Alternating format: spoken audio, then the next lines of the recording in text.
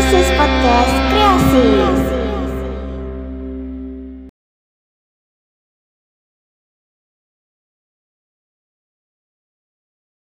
Selamat datang kembali di podcast kreasi, kreativitas siniar Sisma.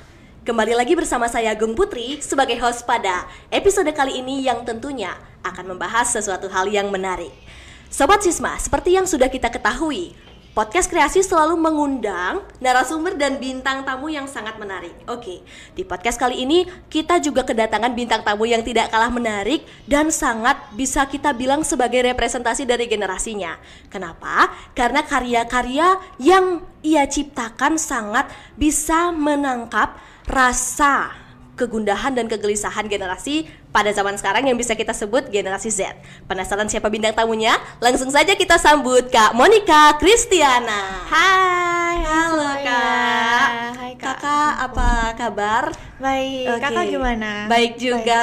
Baik, Oke, mungkin Kakak bisa nih ceritakan apa sih kesibukan Kakak akhir-akhir ini? Akhir-akhir ini sih promo untuk mini album sih, karena baru 2 bulan yang lalu rilis.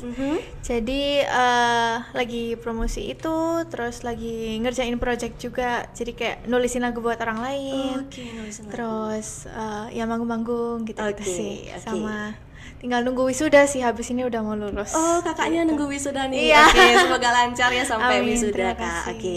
Ngomongin soal kesibukan Kakak, salah satu kesibukan Kakak yakni manggung nih. Kan Kakak baru saja habis manggung di SMA Negeri 7 Denpasar nih. Boleh dong kasih kesannya Kakak saat pertama kali menginjakan kaki lalu manggung di SMA Negeri 7 Denpasar ini, Kak? Seneng banget sih, karena ya ternyata teman-teman antusias semua ya dari SMA N7 Denpasar, dan dengar-dengar mereka untuk menyanyikan laguku di atas panggung itu kayak lumayan mengharukan juga, karena kan maksudnya aku kayak jarang dengar orang nyanyi laguku gitu loh. Jadi kayak jadi terharu atas antusiasnya ya, Kak. antusias Oke. banget. Jadi terima kasih. Sama-sama juga Kak. Terus kita ngomongin soal lagu nih Kak. Sebelum kita mulai, aku pengen cerita sedikit nih Kak. Oke, Jadi di SMA Negeri 7 Denpasar ini para siswa yang suka banget untuk mengekspresikan perasaannya lewat musik itu sudah difasilitasi dengan adanya studio musik nih Kak. Oh, ini. Iya, enggak, studio musiknya di sebelah Oh, dari ruang iya, podcast iya, ini. oke. Nah, apa sih pesan Kakak ke teman-teman Sisma nih yang baru mau mulai untuk mengekspresikan perasaannya seperti menulis lagu atau menciptakan lagu nih? Secara kita sudah difasilitasi nih Kak. Mungkin biar mereka tidak ragu-ragu lagi nih dalam mengeksplor musik dan membuat musiknya itu. Sebetulnya penting juga sih untuk punya keberanian, karena meskipun udah punya fasilitas, tapi kalau nggak dipakai juga kadang orang itu kayak insecure sendiri gitu loh, kayak ngerasa aduh kayaknya songwriting skillku nggak cukup, kayaknya aku kurang bisa nyanyi, kayaknya kurang ini kurang itu, jadi kayaknya nggak mulai. Dan aku pun setelahnya di awal karirku aku juga kayak gitu sih, maksudnya kayak kalau nggak ada support system yang benar-benar bagus, aku kayaknya juga nggak akan rilis lagu sih sampai sekarang gitu. Jadi lebih ke ya udah, kayaknya create something yang kayak nggak usah perfect aja sih, gitu, kayak yang penting apa kita berani. adanya. Ya yang penting coba dulu. Oke, nice info untuk teman-teman Sisma nih yang masih ragu untuk membuat lagu, mungkin bisa dicoba-coba aja, pedein aja dulu. Betul. Siapa tahu lagunya itu boom dan bisa mungkin jadi seperti Kak Monica ini yang lagunya bisa dikenal banyak orang. Oke Kak, ngomongin soal lagu nih Kak. Aku nih sempet stalking IG-nya Kakak, dan ada satu lagu yang judulnya itu Cerita Rindu. Oh iya betul. Iya, Cerita Rindu. Itu kan lagunya itu trending banget nih di TikTok, Instagram. Masa sih? Iya, trending banget. Enggak lah. Abis itu Enggak. Kakak pernah nggak sih punya pikiran kayak kok laguku ini bisa trending banget ya? Nah kalau misalkan Kakak punya pikiran kayak gitu, gimana sih cara ngatasinnya? Secara generasi kita tuh kan generasi yang overthinkingan banget nih Kak, masih suka denial kalau misalkan karyanya dia itu bagus dan layak untuk diperdengarkan ke halayak ramai gitu. Mungkin bisa kasih tips and trick cara Kakak mengatasi pikiran tersebut nih Kak? Kalau misalnya aku ngerasa lagu-laguku sudah didengar banyak orang sih, belum sampai di level itu. Tapi kayak ya lebih ke apa ya, kadang kita juga nggak tahu apa yang ada di depan kita. Kayak ya itu lagi, kalau nggak coba nggak ada yang tahu. Kayak aku juga sendiri nggak expect lagu-laguku viral sih, maksudnya kayak memang nggak yang viral gimana, tapi aku sendiri untuk merilis karya itu kayak nggak yang kayak pokoknya lagu ini harus berapa juta streams. Oh, berarti nggak ada target gitu ya? Nggak ada Kak? target Oh, sih. oke. Jadi kayak sebetulnya semuanya juga hoki, dibilang hoki ya, apa ya, kayak keberuntungan juga. Oke. Jadi ya sesuatu yang patut disyukuri. Gitu. Oh, berarti kita ya nggak usah terlalu berpikiran lah ya, Iya. untuk mengekspresikan aja gitu, nggak usah terlalu berpatokan sama viewers atau pendengar lagunya itu. Iya, lebih ke pokoknya berekspresi aja dulu, berkarya aja dulu, yang penting urusan hasilnya sih nanti aja. Soalnya kalau misalnya berpatokan sama hasil pun, misalnya udah rilis 1, 2, 3 lagu, tapi ternyata nggak ada yang banyak didengar, misalnya kayak gitu. Akhirnya stop, berhenti. Oke, berarti Nah, jangan tapi kalau terlalu- misalnya kita nggak ada yang kayak target ini, ya mau berapapun hasilnya nanti kan kita akan terus berkarya Oke, gitu. berarti jangan terlalu menaruh target ya Betul. pada saat kita berekspresi Iya. gitu. Oke.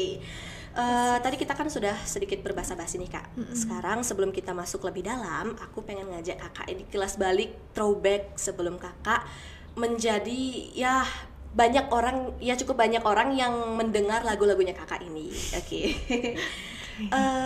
Kapan sih momen pertama Kakak sadar bahwa musik itu bukan cuma sekedar hobi nih? Karena kita tahu nih generasi sekarang itu masih banyak yang terjebak antara mereka mau milih untuk melanjutkan passionnya atau mencari pekerjaan yang baru yang tetap gitu. Oh, I see. Berarti untuk menyeimbangkan Menyeimbangkan, itu. iya. Sebetulnya untuk aku sendiri, aku sampai sekarang sih nggak nganggep nyanyi itu sebagai kayak suatu pekerjaan tetap juga. Oke. Jadi aku tetap menganggap itu sebagai hobi. Karena sekali lagi kan itu ya, maksudnya kalau berkarya juga aku nggak menaruh target yang Target, gimana gitu. Jadi untuk sekarang sih sebetulnya aku ngerasa itu juga passion, bukan yang kayak pekerjaan tetap banget. Tapi sebetulnya ya susah juga sih, tergantung kondisi masing-masing ya. Oke. Maksudnya kalau misalnya emang mereka terbatas untuk kayak misalnya bikin lagu atau gimana, Ya dilakukan cuma sekedar hobi, jangan dijadikan passion terlalu tetap gitu ya Kak ya. sebetulnya lebih ke apa ya, sesuai situasi Oh, aja sesuai sih. situasi, Iya, kemampuan sesuai situasi. orang. Kadang Jangan- kalau misalnya terlalu idealis juga nggak baik kan. Kalau misalnya situasinya kayak bener-bener kayak aku nggak punya pekerjaan tapi aku harus nurutin hobi, nurutin passion, itu kayak juga Terlalu salah. memaksakan, Itu oke. juga salah. Jadi kayak lebih ke apa ya, sesuai situasi aja sih gitu. Oke, berarti ya let it flow dan mengikuti kondisi kita masing-masing ini ya. Betul, Oke. iya. Terus kan tadi Kakak sudah bilang kalau misalkan Kakak ini mulai menjadi musisi dan penyanyi ini ya hanya sekedar hobinya Kakak untuk menyalurkan perasaan Kakak, tapi boom, tiba-tiba Kakak terkenal dan lagunya itu didengar oleh banyak orang ini Kak. Nah, kalau dibalik itu semua itu Kakak pasti ada nih sesosok yang menginspirasi Kakak untuk bisa menciptakan dan mulai menulis lagu nih Kak. Mungkin boleh di-spill orangnya siapa? Nggak ada spesifik satu orang sih. Aku pasti kalau ngelihat musisi pasti banyak juga yang kayak aku ngambil apa ya, inspirasi ini, inspirasi itu dari masing-masing orang yang berbeda. Tapi mungkin salah satunya Niki sih, karena Niki Zevanya itu kan dia selain menyanyi tapi dia juga nulis lagu, dia produser, dia ikut banget di dapur rekaman. Jadi kayak itu sih yang bikin aku lumayan respect sama dia juga. Soalnya kan sekarang banyak juga yang penyanyi yang kayak ya udah terima jadi, bukan berarti itu sesuatu hal yang buruk ya, tapi aku akan jauh lebih respect ketika dia Mau mengerti berusaha penuh sendiri. Oke. mengerti penuh di dapur rekaman gimana. Jadi ya kayak keren aja sih Niki. oke, dia benar. bisa mulai everything dari nol gitu, dari dia dulu kan produce lagu-lagunya sendiri ya, tanpa Tanpa bantuan bantuan produser bahkan. Jadi keren sih. Oke, gitu. berarti Kakak punya influence yakni Niki yang bisa membuat Kakak itu semangat dan respect kepada Kak Niki untuk mulai menulis lagu secara mandiri lalu memproduksi dan menyanyikannya. Oke. Betul. Nice influence. Oke, kita tadi kan sudah kilas balik nih Kak. Sekarang kita mau menuju ke titik baliknya Kakak. Oke. Aku sempat baca nih di beberapa blog di website kalau misalkan Kakak ini adalah jebolan ajang Indonesian Idol nih, bener kan Kak? Iya betul. Oke, nah ikut kompetisi seperti itu, idol itu kan bisa kita bilang itu masuk ke dunia korporat tapi versi musisi. Dan tentunya itu kalau kakak sudah berani untuk terjun ke dunia itu tuh pasti kan ada tekanan, terus target dari pendengar itu kan, dan penilaian dari halayak-halayak ramai atau netizen lah bisa kita bilang. Nah, pelajaran apa sih yang kakak dapatkan dari ikut ajang Indonesian Idol, atau selama kakak meniti prosesnya ini agar kakak itu bisa ya enjoy aja sama apa kata orang gitu, dan tetap bisa menjadi dirinya kakak sendiri? Sebetulnya kalau kompetisi sih beda sih, maksudnya beda konteks antara berkarya dengan kompetisi. Kalau kompetisi itu pasti ada tantangan, harus ada target, harus ada semangat juga untuk mencapai. Aku mau juara ini, aku mau juara 1. Jadi sebetulnya itu lumayan beda konteks sih. Tapi sebetulnya Indonesian Idol tuh bukan pertama kalinya aku ikut ajang pencarian bakat. Jadi aku ikut itu udah mulai dari SD kelas, maybe kayak kelas 3, 2. Jadi aku dulu ikut Idola Cilik 4, Idola Cilik 5, The Voice Kids Indonesia 2016, Nyanyi Karena Aku Sanggup, kok kakak tahu itu. Terus ikut Asia's Got Talent, Indonesian Idol Junior, Indonesian Idolnya itu kayaknya ikut 2 kali deh. Jadi kayak lumayan banyak sih. Tapi mungkin kan yang terakhir Indonesian Idol dan tayang di TV, jadi orang taunya itu. Cuman aku sih enjoy aja sih selama di Indonesian Idol, nggak ada yang pressure gimana. Mungkin lebih ke ya namanya kompetisi pasti ada pressure-nya, tapi ya lumayan beda sih antara kompetisi dan berkarya, itu kayaknya nggak bisa disamakan gitu.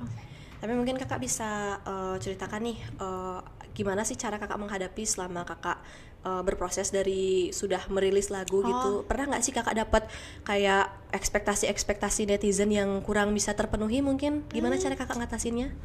Kayaknya nggak ada sih sementara.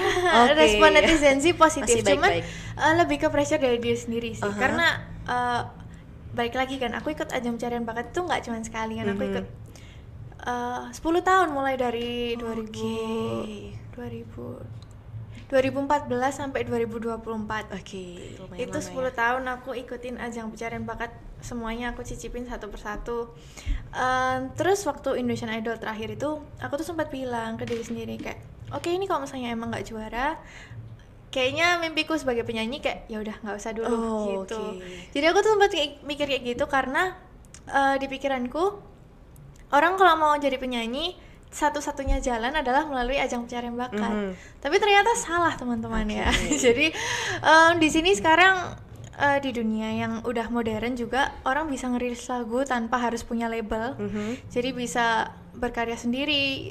Mungkin banyak teman-teman yang tahu musisi indie kan, kayak No Stress juga kayaknya. Terus ada siapa ya? Kayaknya Kunto Aji dulu juga. Terus Pamungkas. Mereka musisi-musisi indie tanpa label, tanpa ajang pencarian bakat pun juga bisa berkarya sendiri gitu. Jadi itu sih yang bikin aku lumayan ke pressure. Iya, ke pressure waktu itu, soalnya pemikiranku salah. Tapi waktu itu aku akhirnya ketemu sama produser-produser dari Surabaya. Terus mereka kayak mendorong aku untuk udah kamu rilis aja sendiri. Aku yang bikin lagunya apa segala macam. Terus ya udah akhirnya aku merilis lagu Lilin Kecil itu, Malam Tak Berjudul dan lain-lain sampai sekarang. Akhirnya itu yang bikin aku lebih semangat. Iya, tetap berkarya. Berarti nggak ada pressure dari netizen ya, dan semoga nggak ada juga pressure dari netizen. Belum seterkenal itu. Ya nggak apa-apa kak. Berarti kan respon sejauh ini itu masih positif, yang membuktikan bahwa lagunya kakak itu bisa diterima dengan baik di kalangan Indonesia ini. Lalu balik lagi nih tentang lagu yang trending, yang tadi sempat kita mention di awal, yakni Cerita Rindu. Nah kalau nggak salah dengar itu Cerita Rindu itu kakak berkolaborasi dengan Versa Bersari ya kak ya. Nah aku mungkin mau sedikit nanya nih, gimana caranya kakak itu bisa sampai berkolaborasi dengan Versa Bersari? Apakah kakak punya koneksi dari teman-teman produser, atau kakak ikuti kiat-kiat atau caranya Gen Z nih? Jadi kakak menulis lagu itu, habis itu lagunya itu viral dan didengar sama Versa Bersari, lalu diajak kolaborasi gitu kak? Nggak ada strategi sih. Waktu itu bahkan aku, jadi Cerita Rindu itu sebetulnya aku awalnya itu mau rilis sebagai solo. Jadi lagu itu tuh udah selesai aku rekam dari awal sampai akhir, udah di mixing, udah di mastering sebagai Monica Christiana saja. Dan itu waktu itu aku ingat rilisnya itu harusnya tanggal 23 November. udah tinggal dimasukin ke Spotify dan platform lainnya aja. Terus waktu itu kepikiran buat jadi waktu itu aku kenal Bung Fisar itu gara-gara dia komen di YouTube saya. Kayak komen kayaknya apa ya, pokoknya menunjukkan apresiasi terhadap lagu Malam Tak Berjudul gitu. Komen, terus akhirnya aku screenshot, aku post di story, terus kayak terima kasih ya Bung udah komen apa segala macam, terus aku tag. Terus akhirnya di situ kita mulai DM-an. Dia kayak tanya, kamu indie, kamu ada label, kamu manajemenmu siapa gitu-gitu. Maksudnya kayak basa-basi aja sih gitu. Terus habis itu kenal, tapi ya udah habis itu kita nggak kontak. Nah setelah itu yang tadi aku balik lagi ya ke laguku sendiri. Akhirnya waktu itu kan aku bikin lagu tentang hidupnya dia kan. Terus aku iseng-iseng lah, aku mau DM kayak Bung, ini aku mau rilis lagu sebagai solois. Terinspirasi dari kisah hidupnya Bung Pirsa. Aku mau kasih denger aja. Pure untuk kasih denger sih, bukan untuk ngajak duet awalnya. Terus habis itu dia kayak dengerin, terus dia bilang dia suka, dia nangis karena itu kan lagu tentang kematian ibunya kan. Terus habis itu dia bilang kalau misalnya emang ada lowongan untuk backing vokal, aku mau isi gitu. Nah terus aku ngerasa bagaimana seorang Monica Christiana backing vokalnya Pirsa Besari kan agak joplak juga kan. Kayak ya udah apa sekalian ngajak duet aja ya gitu. Terus mau deh, akhirnya kolaborasinya itu. Jadilah kolaborasi itu. Jadi waktu dia manggung di Jember, dia sempetin buat ke Surabaya ke studio produser, terus ketemu sama kita akhirnya ngerekam di situ. Habis selesai direkam, giliran aku yang ke Jakarta untuk syuting music videonya. Jadi gantian ya. Oke, berarti nggak ada target untuk kolaborasi ya awalnya ya? Awalnya sih nggak sama sekali. Oke, berarti murni emang Bung Fiersanya aja yang tertarik gitu karena melihat video-video dan musik-musiknya kakak itu, terus DM-an gitu ya kak ya. Oke, berarti emang awalnya itu untuk solo aja ya lagunya itu. Oke. Berarti itu membuktikan lagunya kakak itu memang enggak. Stop. Oke, lanjut nih kak. Tadi kan kita sudah membahas tentang titik balik dan kolaborasi kakak dengan Bung Fiersa Bersari. Oke, sekarang kita mau mengupas nih dapur rekaman kakak di balik proses lagu-lagu kakak yang easy listening, yang benar-benar bisa merepresentasikan rasa-rasa yang sedang dialami oleh generasi Z ini. Oke. Mini album Tidurlah Selamat Malam. Oke. Nah, itu judulnya itu kan sudah merepresentasikan atau merujuk ke kata untuk beristirahat nih. Apa sih latar belakang kakak membuat mini album berjudul Tidurlah Selamat Malam itu? Apakah kakak pengen generasi kita ini agar beristirahat sejenak dari hiruk pikuk sosial media atau apa gitu?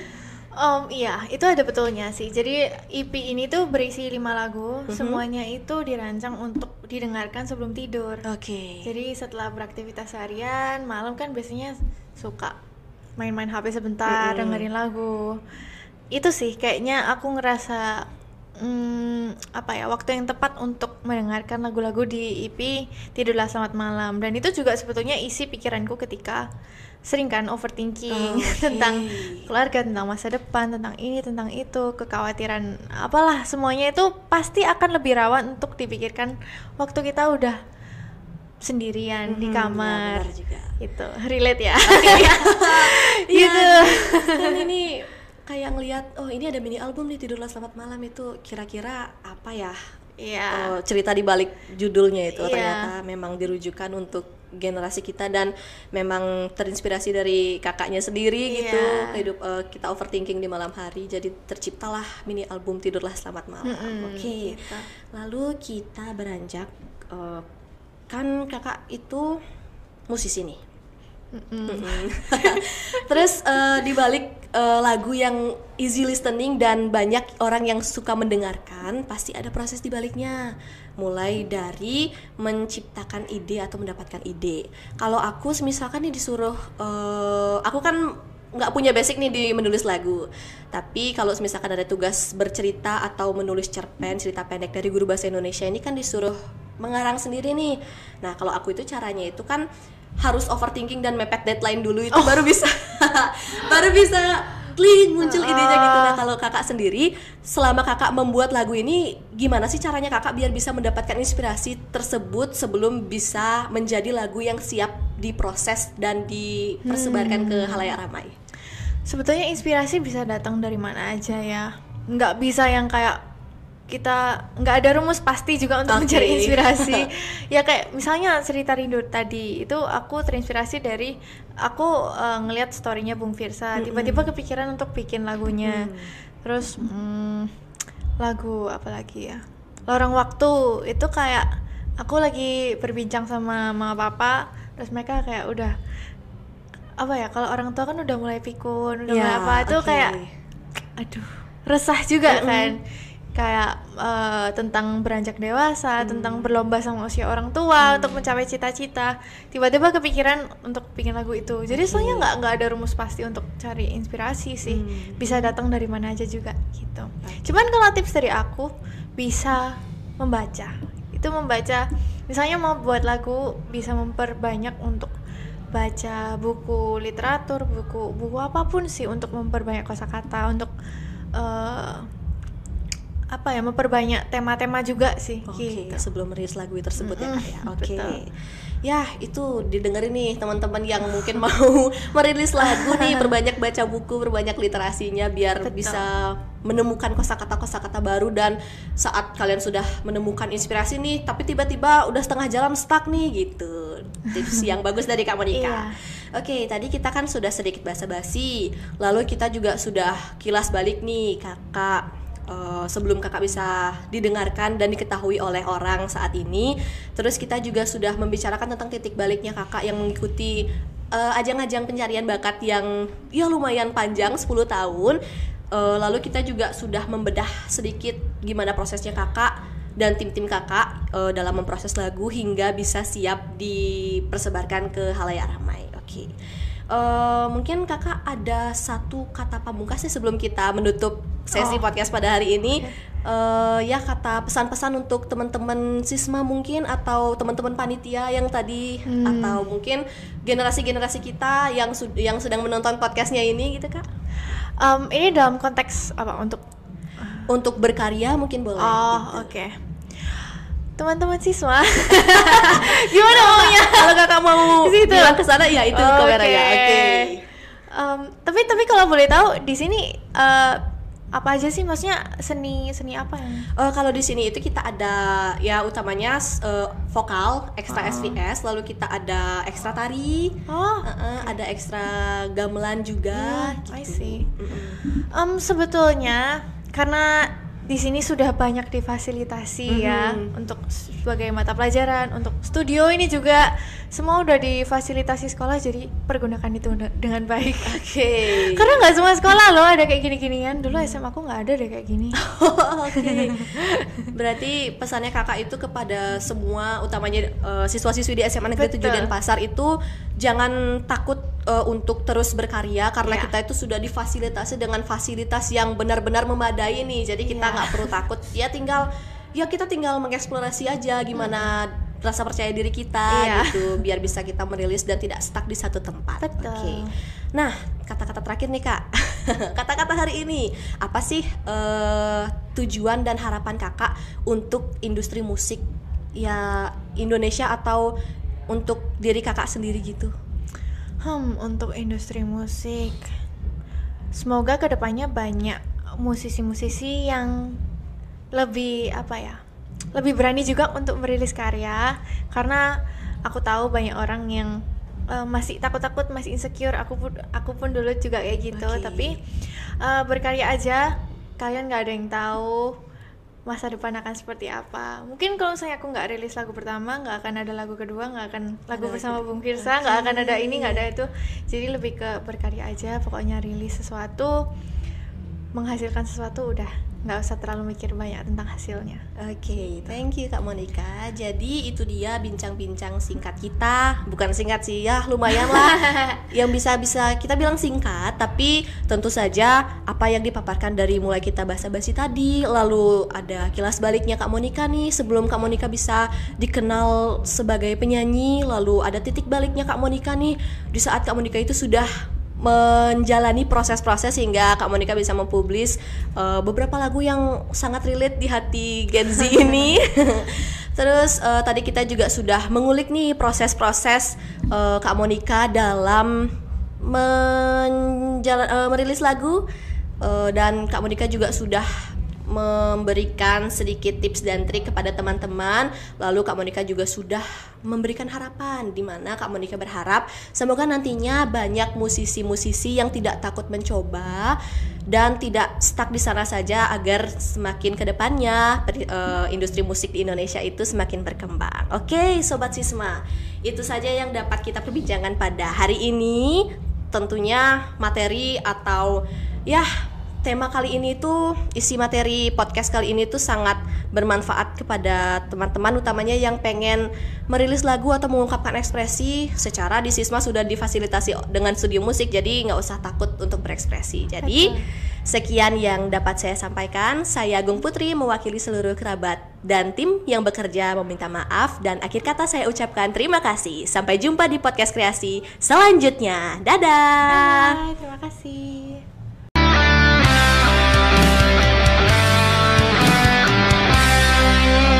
This is podcast kreasi.